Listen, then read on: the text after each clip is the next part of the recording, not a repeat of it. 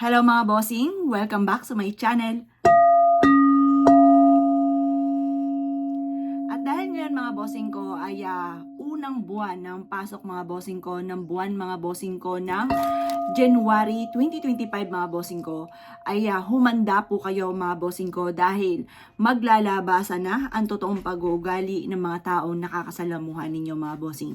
At itong aking share sa inyo ay mabisang proteksyon at kung nais ninyo po rin po mga bossing ko na makamit ang inyong mga ninanais ngayong darating na 2025 Year of the Snakewood mga bossing ko ay subukan nyo po ito.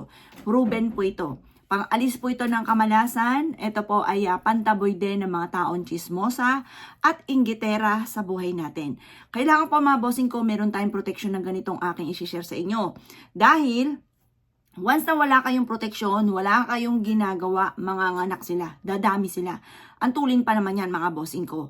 At ako, ikaw po isa sa mga nai-stress at ganoon din para sa inyo pong pamilya, nai-stress ka, kung hindi man sa'yo, sa mga anak ninyo, or kaya sa karelasyon ninyo na may mga intriga, subukan nyo po ito.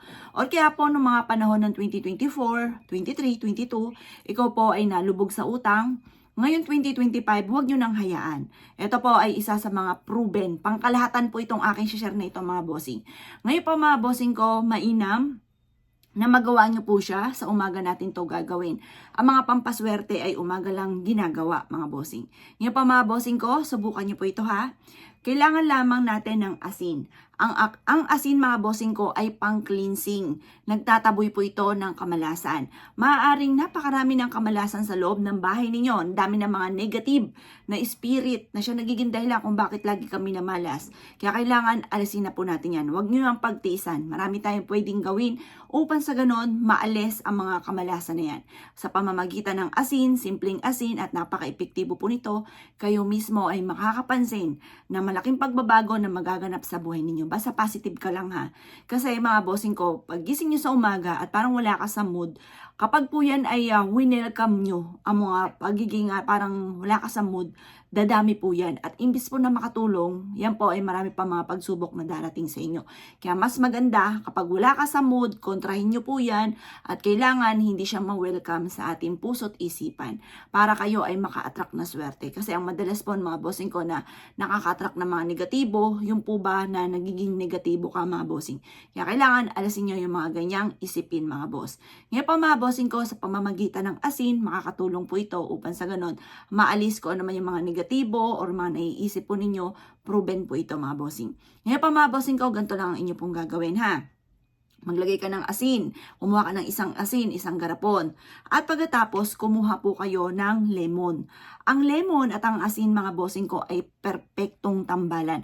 Huwag nyo na po siyang bibiakin. Diba? May tinuro rin kasi ako, binibiak po siya. Pwede na rin hindi siya biakin. Kasi ang amoy mga bossing ko ng lemon, ito po ay nagtataboy ng mga bad spirit. Ito po ay nag-a-attract ng swerte. Ito yung mga pangmatindihan. Ngayon, pwede rin naman ang kalamansi. Pwede rin naman po kalamansi. Mga 3 kalamansi or 5 kalamansi. Ganun ang inyo pong gagawin. Ngayon pa mga bossing ko, dito mga bossing ko sa ating asin at itong tambalan na lemon, ito po ay pwede nyo ganyan lang magkatabi. Ilagay nyo po ito sa kwarto po ninyo or sa salas. Magkatabi lamang po siya. Ito po mga bossing ko ay parehas hihigop na negative energy. Kasi kapag po hindi natin siya biniyak, kasi maamoy rin naman po siya, nagtatagal mga bossing ko ang lemon. Kapag natuyo lang ang lemon, yung tuyo-tuyo na po siya, itapon nyo na po siya at marami na rin siya nahigop na negative energy. Subukan nyo ito. Sa salas nyo siya ilalagay or kaya po ay sa kwarto po ninyo.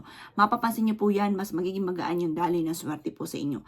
Kayo mismo maa-amaze kung dati-rati lagi kang apple of the eye ng mga inggitera, mga pakalimera, mga chismosa. Ito, unti-unti mawawala po yan. At saka ilalayo ka nito sa mga tao na hindi maganda yung intention sa inyong mga bossing. At ganoon din kung nalubog ka sa utang, ang dami mo mga problema pinagdadaanan, lalo na rin po sa pera, hindi ka matanggap sa trabaho, the best po ito. Proven po ito mga bossing. Kaya kung ikaw'y naniniwala at naisyo po itong gawin nyo na po ito dahil malaking tulong po siya. Kapag ang asin ay natunaw, palitan nyo na po siya ng asin. Kasi ang asin mga bossing kaya natutunaw kagad, maaaring maraming mga negatibo, mga malas na nasa loob ng bahay po ninyo, kaya po yan natutunaw kaagad. Kaya huwag kang malulungkot at ang importante po niyan ay nahigop na ng asin ng malas. Kaya huwag kang mag-aalala dahil maaaring yung mga dahilan ng inyong mga problema pinagdadaanan ay dahil marami ng mga malas sa loob ng bahay ninyo. Simple at napaka-epektibong pamamaraan ito. Kaya kung ikay naniwala at nais po itong gawin, ay gawin nyo na po siya.